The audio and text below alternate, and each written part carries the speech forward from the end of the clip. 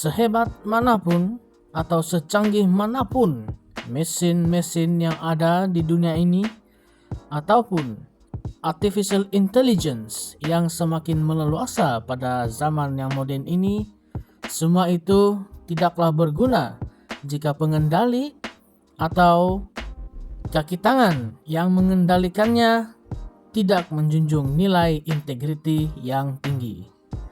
Walau canggih manapun, tetapi jika orang itu pemikirannya, jati dirinya tidak secanggih teknologi, maka teknologi itu adalah sia-sia. Betulkah atau tidak? Apakah pendapat Anda semua? Peringatan Ketua Persuruhan Jaya Pencegahan Rasuah Malaysia SPRM Tan Sri Azam Baki, walaupun sedih, kebenarannya tidak boleh disangkal karena hakikatnya manusia mengawal dan menentukan proses dilakukan mesin, bukan sebaliknya. Mesin pengimbas mempunyai limitasi dan had pemantauan, sedangkan kelicikan pemberi serta penerima rasuah, terutamanya sindiket, boleh mengakali kecerdasan sesuatu teknologi. Malah perbuatan rasuah boleh dilakukan bila-bila masa saja, termasuk di luar waktu bertugas, tidak dapat dijangkau sesuatu sistem digital, bahkan ada saja kelompongan oleh yang boleh dieksploitasi penjenayah untuk sesuatu transaksi rasuah. Hakikatnya, sistem canggih dan teknologi maju sudah lama digunakan di negara ini, tetapi kes rasuah berulang dengan terbaru. Wang tunai RM4,4 juta dirampas SPRM daripada 11 pegawai kastam Diraja Malaysia (KDRM) dikaitkan sindiket kontena terbang. Kes rasuah membabitkan ketirisan duty kastam itu dianggarkan berjumlah 3,5 bilion ringgit Malaysia berlaku di Pelabuhan Klang, sekaligus membawa penahanan 6 individu, yaitu pengarah, pekerja, syarikat, seorang randa dan kekasihnya. Pada Mac lalu, 34 anggota dan pegawai JKDM bersekongkol dengan sindiket penyelundupan, pengimportan, dan penjualan arak serta rokok seludup, membabitkan ketirisan hasil cukai RM2 bilion. Ditahan SPRM dalam Ops Samba 2.0. Ini tidak termasuk rasuah membabitkan puluhan ribu ringgit saja. Dengan seorang dua kaki tangan kastam didakwa setiap kes, hingga tidak heranlah jabatan itu menduduki tangga ketiga selepas Immigration dan Jabatan Pengangkutan Jalan JPJ sebagai agensi penguat kuasa paling banyak aduan isu salah laku integriti diterima Suruhanjaya Integriti Agensi Pengangkutan EAIC pada tahun ini. Malah satu kes membabitkan kastam turut mendapat perhatian Perdana Menteri Datuk Seri Anwar Ibrahim, melahirkan rasa sedih dan terkesan dengan salah guna kuasa dilaporkan berlaku di bahagian kargo lapangan terbang antarabangsa Kuala Lumpur KLIA Sepang, sehingga negara menanggung kerugian hampir 2 bilion ringgit. Justru kerajaan boleh memperkenalkan pelbagai mekanisme baharu, termasuk memendekkan tempoh penugasan dan penempatan bagi penjawatan kritikal untuk mengurangkan pengaruh dan hubungan mungkin terbentuk, tetapi benteng utama masih tetap sikap amanah dan integriti kaki tangan serta pegawai agensi penguat kuasa termasuk kastam. Malah usaha menghalang daripada seseorang dirasuk, godaan sindiket dan tarikan kemewahan juga tidak boleh dilaksanakan secara individu. Sebaliknya, program pembentukan ketahanan jiwa perlu berlaku dengan kolektif.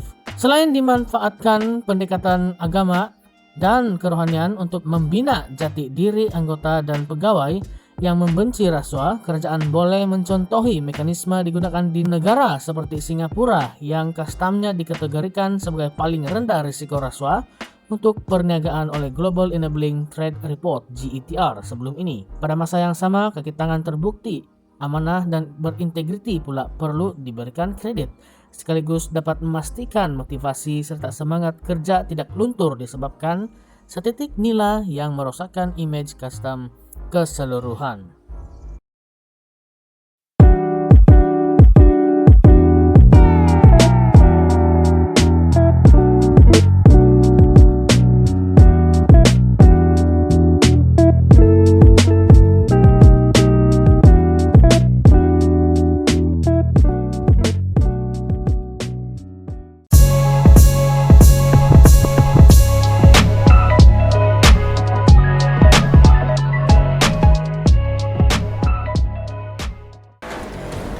Kota Kinabalu, Kementerian Kesehatan KKM diminta tidak mengganggu peruntukan membina klinik di negeri ini bagi menampung dana mewujudkan pusat jantung Sabah yang diumumkan Perdana Menteri Datuk Seri Anwar Ibrahim baru-baru ini.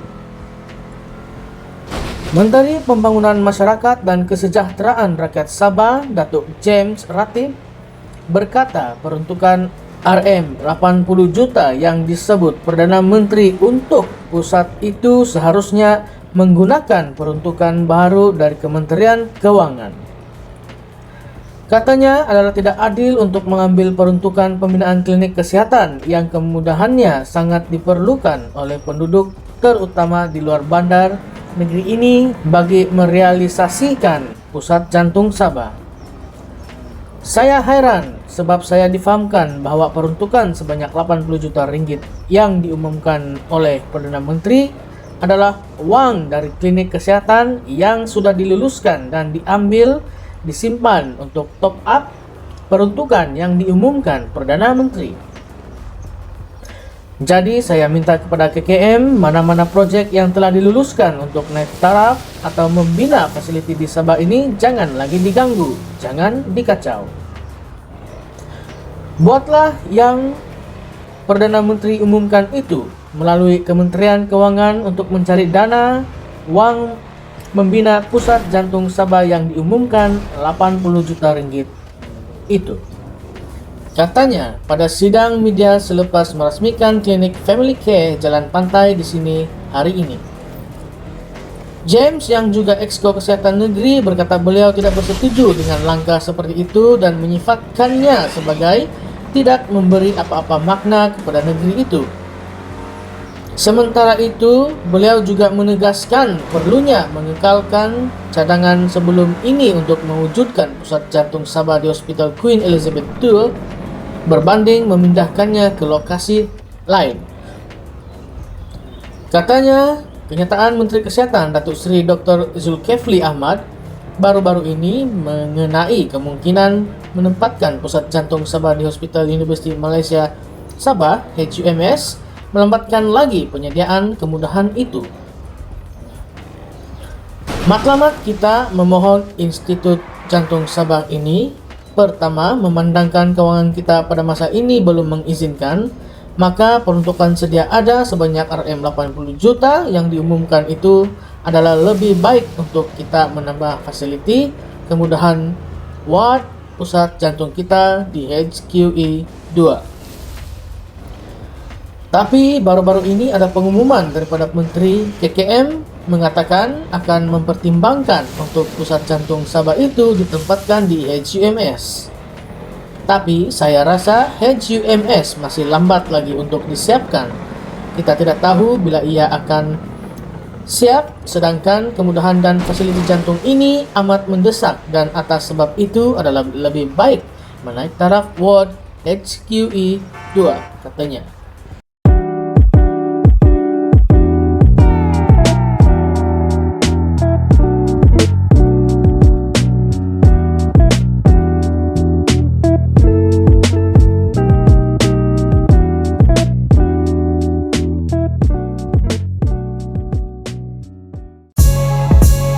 Gendang gendut tali kecapi, kenyang perut suka hati. 2-3 kucing berlari, dah berumur sedarlah diri.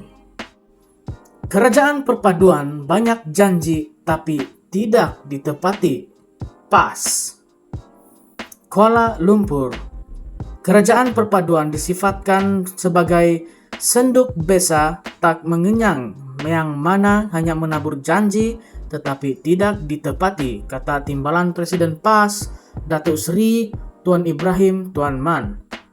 Tuan Ibrahim berkata sikap yang dipamerkan Perdana Menteri Datuk Seri Anwar Ibrahim kini sama dengan ketika Pakatan Harapan PH yang bertindak menabur janji-janji manis yang dilihat sukar untuk dilaksanakan. Bukan satu, malahan berpuluh janji ini dizahirkan melalui ucapan dan dibukukan dalam buku manifesto pada saban kali pilihan raya diadakan yang akan dilaksanakan oleh mereka jika terpilih menjadi jika terpilih menjadi kerajaan, katanya dalam satu kenyataan hari ini. Terbaru, kerajaan perpaduan mendakwa kenaikan harga diesel tidak dapat dielakkan demi menyelamatkan negara yang rugi akibat penyeludupan, namun PH pernah mengkritik tindakan kerajaan terdahulu yang bertindak menaikkan harga bahan api itu. Dipersembahkan angka bernilai berbilion untuk menakutkan rakyat bahwa langkah kerajaan ini adalah tindakan yang betul. Penyeludupan yang berlaku ini sangat besar, kononnya. Jika benar ia berlaku sebesar itu, adakah ianya hanya dipandang sepi oleh pihak berkuasa? Tidakkah ini memberi gambaran bahwa sempadan negara ini sangat mudah dicerobohi? Selamatkah kita ketika ini? Apakah kerajaan hanya mampu berdiam diri tanpa apa-apa tindakan? Kata Tuan Ibrahim lagi.